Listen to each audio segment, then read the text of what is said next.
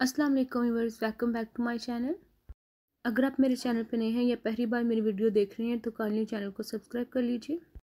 आज की हमारी वीडियो में हम ट्राउज़र की कटिंग करेंगे। उसके लिए हमने 2 मीटर कपड़ा लिया है और कपड़े को इस तरह से हम सिर्फ सिंगल तय करेंगे।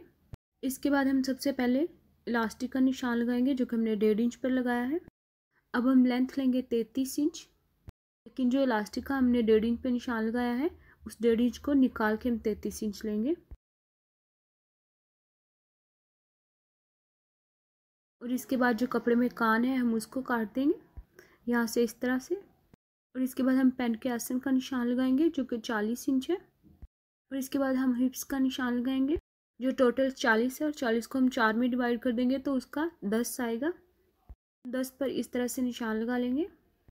और पैंट क्रोच भी हमारा 10 ही आया है, बस उसमें हम 2 इंच और ऐड कर देंगे। टोटल हमारा पैंट क्रोच 12 है तो 12 का इस तरह से हम ऊपर भी इलास्टिक की तरफ भी इस तरह से निशान लगाएंगे।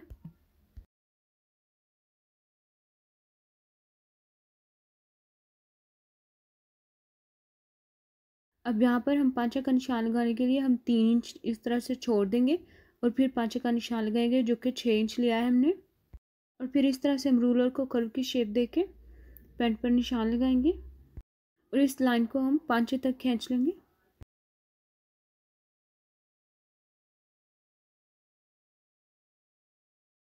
और अब यहाँ पर जो हमने आसन का निशान लगाया है यहाँ पर हम 1 इंच और ऐड करेंगे और दूसरी लाइन पर भी 1 इंच का निशान लगा देंगे और फिर इस तरह से कर्व की शेप दे देंगे।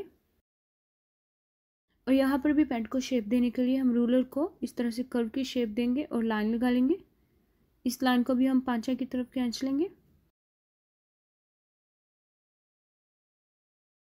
अब यहाँ से हमने कपड़े को तय किया था तो उस कपड़े को हम खोल लेंगे, सेंटर से इस तरह से काट देंगे और फिर इस तरह से 1 इंच का कपड़ा छोड़ते हुए हम पैंट की कटिंग कर देंगे।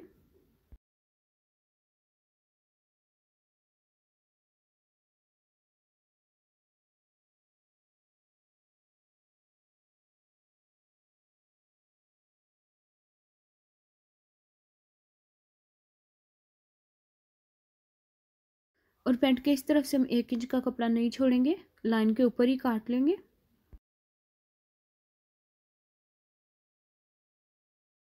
ये यहाँ पर हम पैंट के फ्रंट पार्ट की कटिंग कर चुके हैं। अब हम बैक पार्ट की कटिंग करेंगे। पैंट के बैक पार्ट की कटिंग करने के लिए भी हमने सिर्फ कपड़े को इस तरह से सिंगल तय किया है और इसमें हम आसन वाली तरफ से इस तरह से 2 इंच और ऐड करेंगे।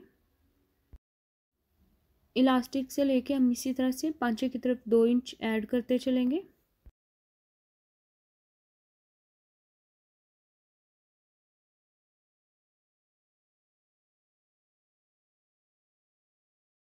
बैक वाले पार्ट को भी हम उसी तरह से सेंटर से काट लेंगे जहाँ से हमने तय किया उसको।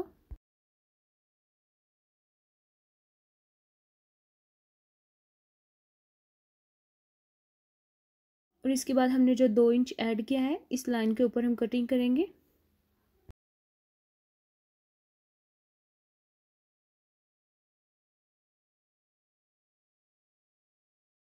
यहाँ से इस तरह से कटिंग करने के बाद पैंट की कटिंग मुकम्मल हो चुकी है। अब हम पांचा डिज़ाइन करेंगे, उसके लिए हमने ये बुकरम ली है और बुकरम के ऊपर इस तरह से हम 1.5 इंच इस तरफ और 1.5 इंच इस तरफ का निशान लगाएंगे।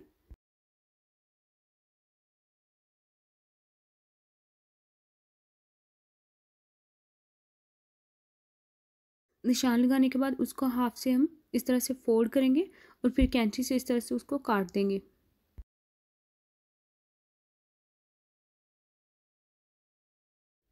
और फिर हम बुकरम को इस तरह से फोल्ड करेंगे। ये फोल्ड हम इस तरीके से करेंगे कि जैसे हमारे पांचा की कितनी चौड़ाई है, जैसे हमने पांचा की चौड़ाई 6 इंच ली है तो हम इसको फोल्ड तकरीबन 6 इंच तक ही कर लेंगे। और अब यहाँ पर हम 2 इंच का निशान लगाएंगे। ये 2 इंच का निशान इसलिए है कि हमें पांचा के ऊपर चेपी जो है कितनी चौड़ी लगानी है, या आप 3 इंच या इससे कम भी कर सकते हो। और फिर हमने जो छोटा पीस चेपी का काटा था उसको इस तरह से हम इसके ऊपर रखेंगे और इसके ऊपर हम डिज़ाइन करेंगे इस तरह से। ये डिज़ाइन मैंने काउंट किया हुआ है, जैसे शुरू से मैंने हाफ इंच, ये डिज़ाइन जैसे मैंने काउंट किया हुआ है जैसे शुरू से मैंने उस डिज़ाइन का हाफ लिया है और फिर उसके पूरे पूरे डिज़ाइन के 6 बार निशान लगाऊंगी और फिर एंड पर फिर हाफ नीड का निशान लगाऊंगी और फिर 1 इंच हम और ऐड करेंगे डिज़ाइन की तरफ से इस तरफ। और अभी लाइन के ऊपर हम इस तरह से कटिंग करेंगे।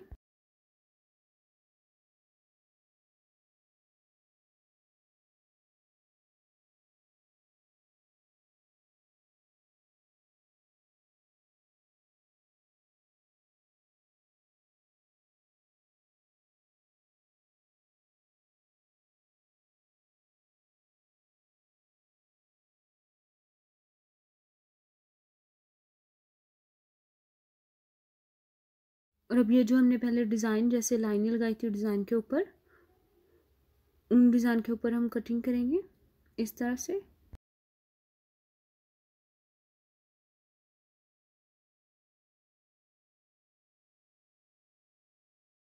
ये देखिए बुकरम की कटिंग अब हम कर चुके हैं। इस बुकरम को अब हम पांचे के ऊपर इस्त्री के साथ जोड़ लेंगे। दोनों बुकरम को हम पैंट का जो फ्रंट वाला हिस्सा है उसके ऊपर लगाएंगे और इस डिज़ाइन का रुख हम पैंट की जो साइड है उसकी तरफ करेंगे, यानी जो आसन वाली साइड है उस तरफ नहीं करेंगे। देखिए चेपी हमने लगा ली है। चेपी लगाते हुए मैंने 1 सेंटीमीटर का कपड़ा छोड़ दिया था। ये कपड़ा हमारा जब हम सिलाई करेंगे तो सिलाई में चला जाएगा। तो चलिए अब हम इनके ऊपर सिलाई करते हैं और सिलाई हम बिल्कुल बुकरम के नज़दीक ही लगाएंगे।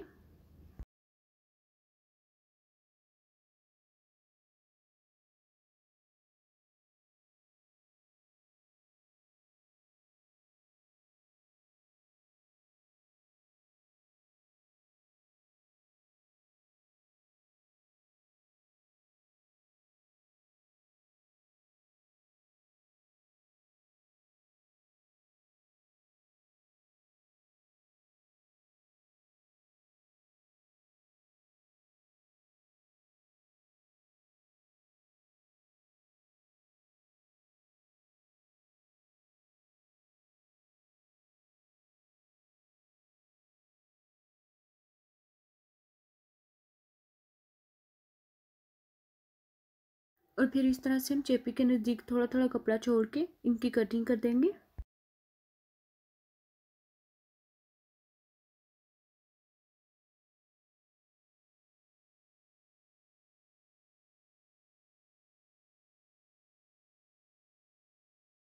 और इसके बाद हम इसको इस तरह से फोल्ड करेंगे। फोल्ड करने के लिए हम किसी सिलाई या किसी भी ऐसी चीज़ का इस्तेमाल कर सकते हैं जो अच्छे से फोल्ड करें और इनके कॉर्नर बाहर निकल आए।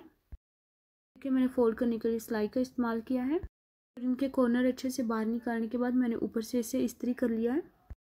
और यहाँ पर हमारा जो अंदर की तरफ कपड़ा है उसके ऊपर हम इस तरह से तरपाई करेंगे और ये हमारे पैंट के बैक वाला हिस्सा है, इसके ऊपर हम इस तरह से लैस लगाएंगे। सिर्फ इस कट तक लगाएंगे जो मैं आपको दिखा रही हूँ।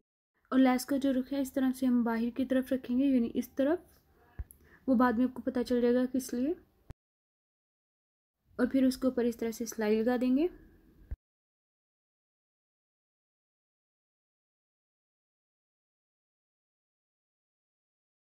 और एंड से लैस को हम इस तरह से अंदर की तरफ फोल्ड कर देंगे और ऊपर सिलाई लगा देंगे और अच्छे से सिलाई से ब्लॉक कर देंगे। लैस लगाने के बाद अब हमने पेन के फ्रंट पार्ट को भी ले लिया और बैक पार्ट को भी ले लिया और साइड से हम इस तरह से सिलाई लगाएंगे। जहाँ तक हमने लैस लगाई है वहाँ से सिलाई नहीं शुरू करेंगे, लैस को छोड़ के ऊपर से सिलाई शुरू करेंगे।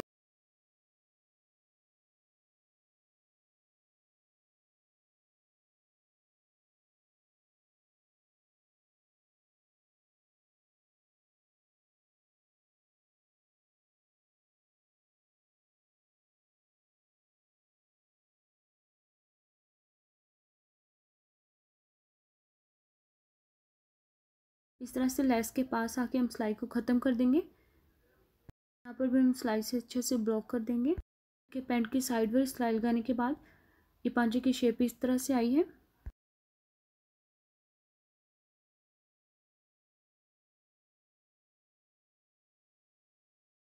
और पांचे के ऊपर इस्तेमाल करने के लिए मैंने ये मोती लिए हैं, यानी इस तरह से इनके ऊपर इस तरह से हम इन्हें फिक्स कर देंगे। इस तरह से पांचा बिल्कुल बंद हो जाएगा। और इसके बाद हम आसन की सिलाई लगाते हैं।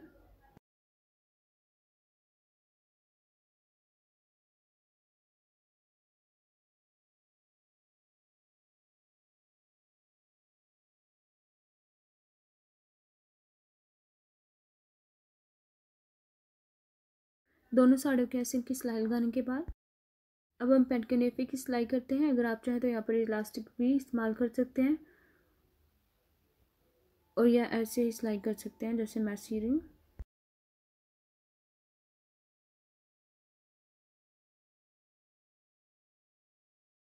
और इसको फोल्ड हम 1.5 इंच करेंगे क्योंकि हमने 1.5 इंच कपड़ा लिया था इसका।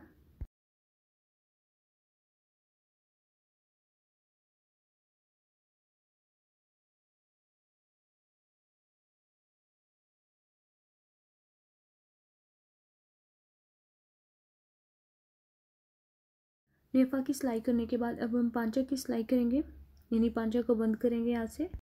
इस तरह से दोनों को इक्वल रखेंगे और फिर ऊपर से सिलाई करेंगे।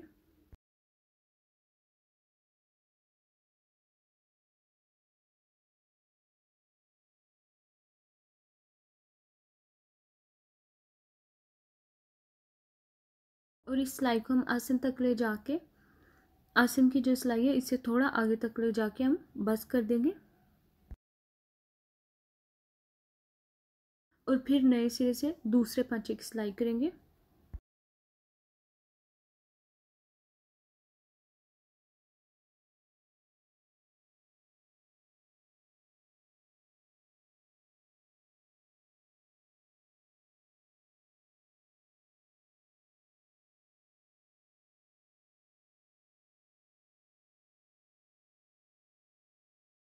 और दूसरे पांचे की सिलाई को भी आसन तक ले जाके दूसरी वाली साइड के ऊपर हम बंद करेंगे। अगर आपको वीडियो अच्छी लगी है तो वीडियो को लाइक, शेयर एंड कमेंट करना ना भूलिएगा और साथ में बेल बटन प्रेस कर लीजिए ताकि मेरी हर आने वाली नई वीडियो की नोटिफिकेशन आपको मिल सके।